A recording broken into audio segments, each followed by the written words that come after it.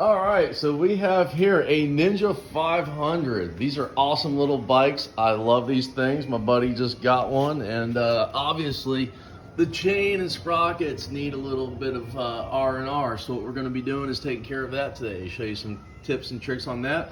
Luckily, Homeboy has a center stand here. You put a block of wood underneath, you get plenty of clearance on here, and voila, life's going to be good. All right, so once you pull the 4 bolts there, you got 2 bolts to hold your front sprocket on. You got to undo your 5 that hold this one on the back, and after that you just pull your wheel off and wham bam thank you ma'am. This has actually got the original chain on it. And what year is this bike again? 06. 06, so it's 2024, over 20,000 miles. So if you take care of your stuff, it will last long. You just actually have to, you know, do the maintenance. Little pro tip here: put your bad boy in gear. That way when you go to undo all your bolts and stuff, it won't move.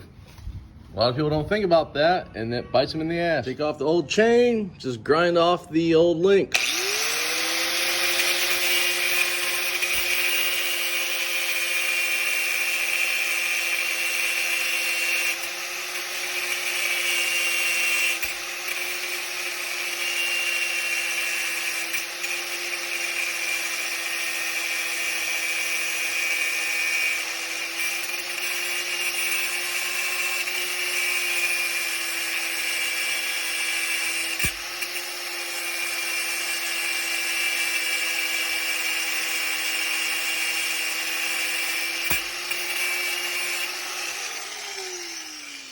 Take a chain breaker and knock her on out. All right, so I lied. There's not 5 bolts, there's 6. Sue me. Now, when you install your new sprocket, always make sure that your riding is facing out, because you want to make sure that things are faced properly.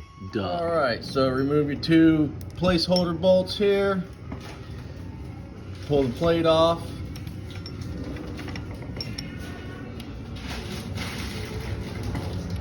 See this little plate? Just pull that off and the sprocket comes off. You're doing a stake link chain like here. You're gonna need a vernier caliper. Measure on the back side. If you look over here, you can see that's already staked out.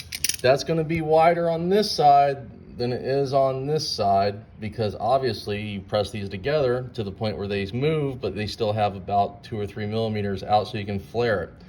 This is backside measured out 6 millimeters. This measures out 5. You want to be about 6 to 7 millimeters on this when you flare these. That way the chain doesn't come apart. Because if it comes apart, that's no bueno, because all it does is ruin all the fancy new work that we've done and throw it down the pooper. All right, so once you have yourself your flares done here, as you can see from the angle, they're mushroomed out. The link's not going to come off. And if you measure them, my battery's dead, but it's about 6 millimeters, so you know, we're good. All right, so obviously make sure that you torque these down to spec. Torque those down to spec. When you go to do your alignments, I've already adjusted the chain slack for this. It's about 30 to 40 millimeters. Make sure that you're lined up on your swing arms there. And if not, make like this guy and say, fuck you. But as you can see, measured in the middle. Put your covers back on. Make sure after you torque these, you always put your cotter pin back in, that way you don't have any wheels falling off. And then you have yourself one sweet ass. All right, so we got our new chain and sprockets on here, all nice, adjusted fine. We also adjusted the idle on this bad boy because it is carbureted. Shout out to the old school. Found out that it needs new lights in the dash, but that's not a big deal. We're gonna leave the shroud off for now, because we'll just smack that back on when it's all good. Also checked the front end and adjusted the headlight as well, so the Homeboy's not, you know, basically riding in the dark no more. Beautiful bike. I'm happy with the results.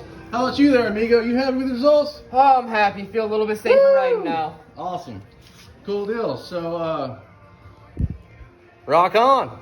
The dash lights on these things, yes, I do follow-ups wherever we go, no matter what. So for your dash lights, obviously you just pull out your old ones there and then plug them back in.